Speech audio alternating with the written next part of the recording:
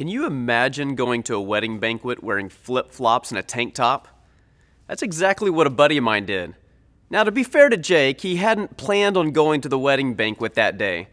Just a few hours earlier, he and a few high school friends, they stepped off of a plane into the hot, steamy air of sunny Orlando. Jake and his friends, they were headed to a student conference there. And when they got to the hotel, Jake helped unload the luggage from the vans, and needless to say, he was sweaty and very hungry. The trip was supposed to include meals, but since it wasn't dinner time yet, Jake hadn't planned on paying for any extra meals. So they were too early to check into the rooms, and so all but one of his friends headed off to Taco Bell. Jake just plopped down in front of that big pile of luggage with his friend Joey. And as Joey and Jake were talking, a man decked out in a tux rushed into the hall and made a beeline for the luggage. He said, "Hey guys, are you hungry?" He didn't really have to ask. I mean, teenage guys are always hungry. He says, "My daughter just got married and I have a plate of prime rib waiting for you if you want it." They were stunned. I mean, obviously this guy had been celebrating a little bit too much. Inviting two extremely underdressed teenage guys to a wedding party? The man continued, "Seriously, guys, I don't want this food to go to waste, and I don't want any empty tables. Come on in." Jake says it was one of the best meals that he's ever had in his life. He had 2 plates. He hit up the dessert table more than twice. Then when his friends came back from Taco Bell, he was sure to tell them all about it. Of course, they didn't believe him, but he didn't really care. He got in on the banquet. It was way better than a stuffed grilled burrito and nachos. I mean, that story really got me thinking. I need to spend a lot more time on sidewalks outside of wedding receptions. You never know when you're going to get invited in to eat some prime rib. But seriously, there's something about an important celebration where empty seats, they're just unacceptable, especially to the host of a party. No one throws a party or hosts a banquet and wants to do so in a room full of empty chairs. If you're at one of our campuses right now, take a look around you. See any empty chairs? What do you see when you look at an empty chair?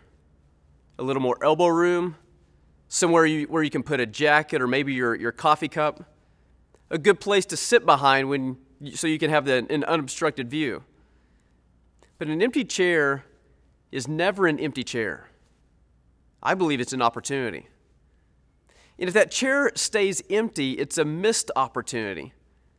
I know that may seem a little dramatic, but it's true. God can't do much with an empty chair. There are many empty seats at each one of our campuses every single time we gather.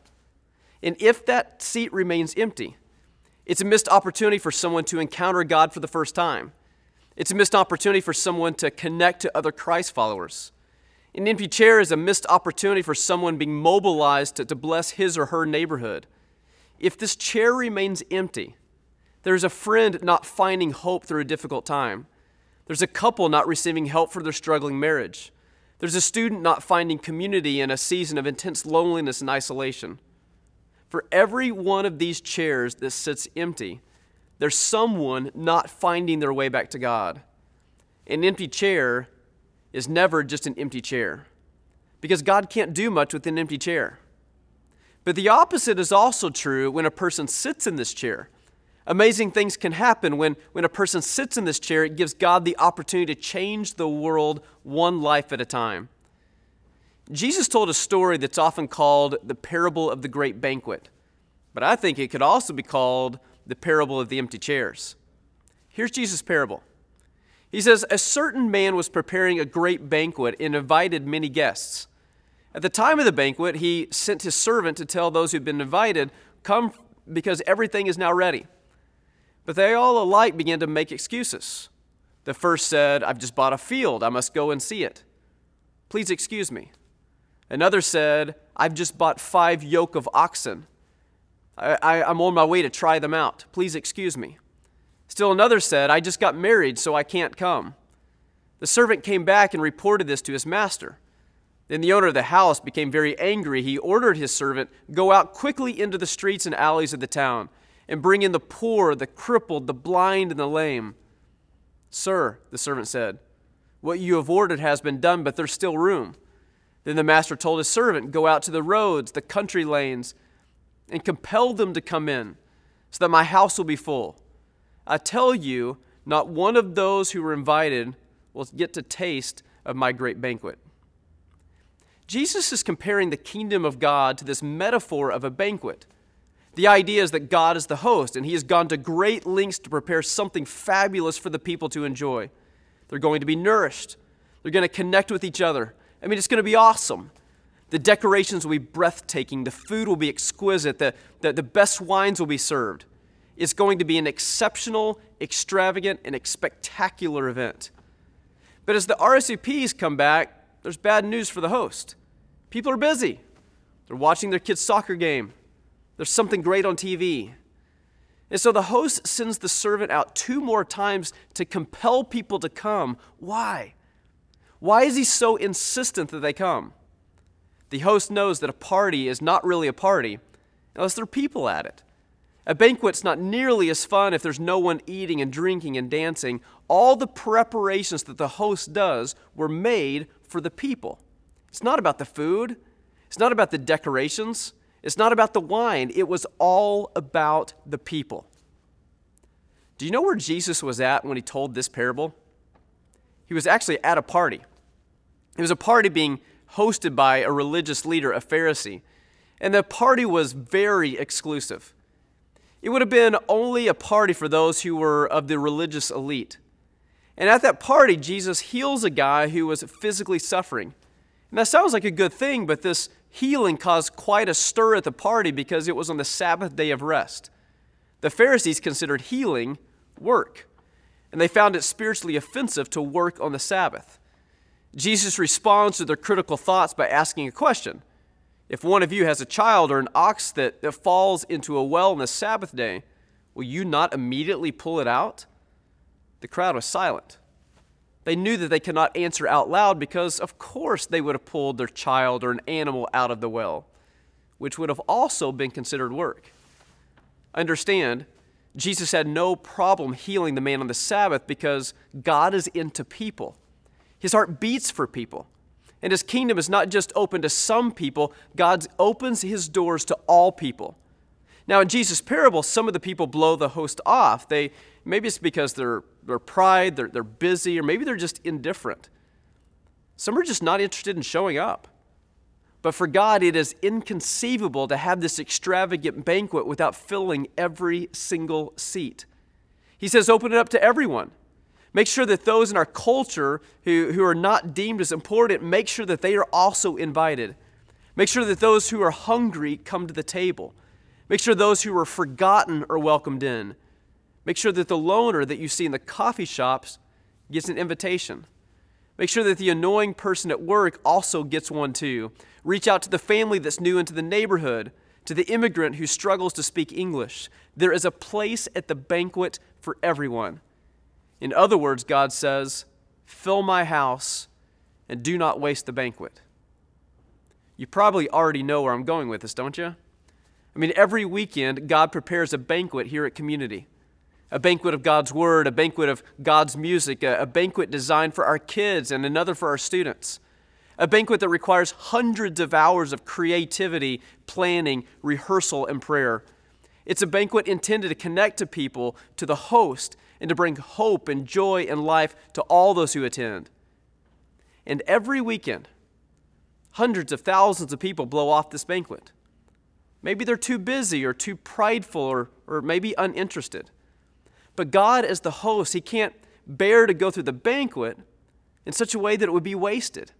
And so he sends us, his servants, out to the world to compel people to come join him at this banquet. This banquet is not only for the religious elite. It's for all people, young, old, rich, poor, male, female, Republican and Democrat, novel readers and reality TV watchers, Coke and Pepsi drinkers, Bears fans, Colts fans, probably not Packers fans. It's for the spiritually strong as well as for the spiritually doubting. It's for the one who has been healed, but also the one who's still sick. It's for the one who is loved by all and the one who feels marginalized every single moment of every day. If you see an open seat near you, I believe you need to take it personal. Feel it deep within you that oh no, someone is missing out on the banquet. When we get what's at stake, we become obsessed with getting people to the banquet.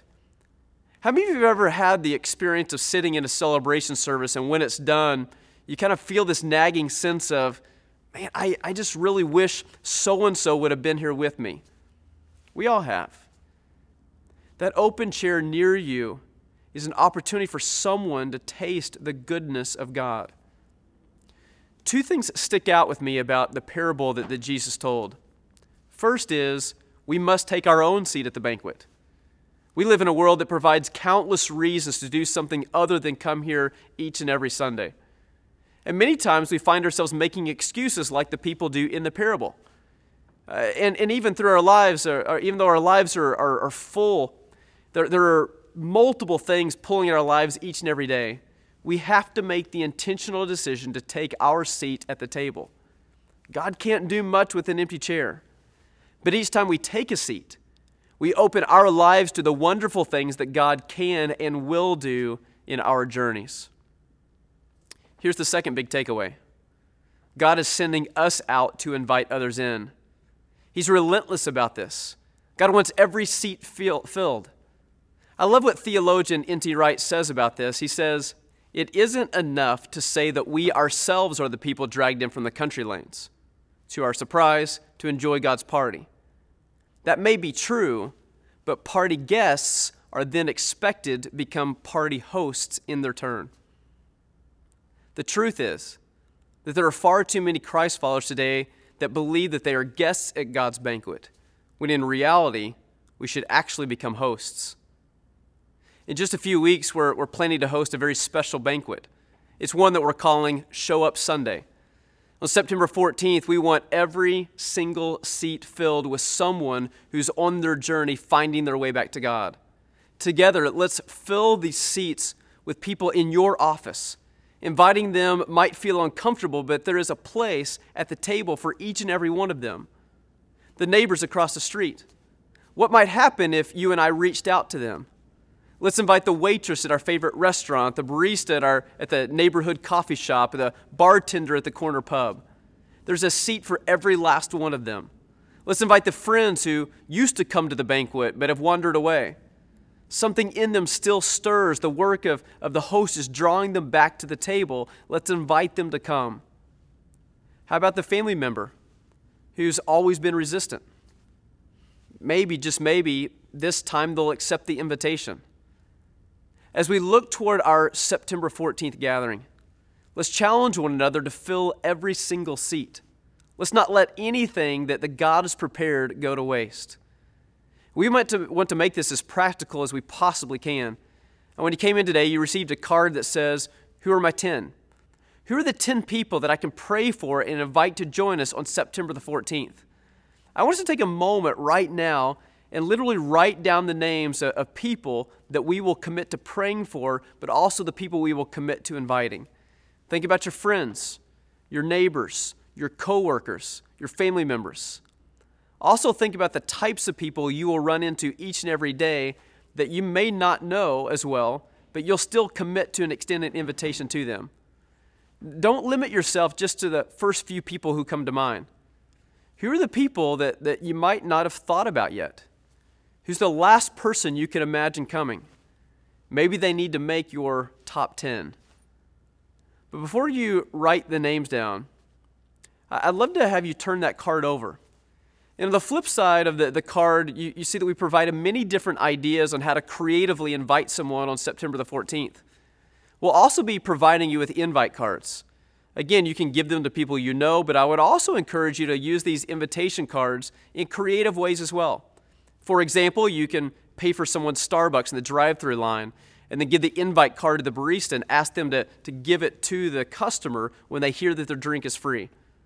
You can leave a generous tip for a waiter and then leave the invite card with the tip. Now, let me be clear here.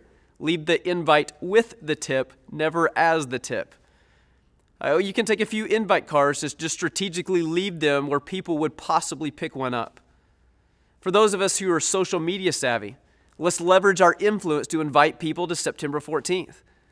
We'll be posting something daily on our church Facebook page, and you can simply go and share that post. Let's go out to the rows, the country lanes, invite everyone we possibly can to join us at God's banquet. So let's take a moment right now and write down the names of those that we are going to commit to invite.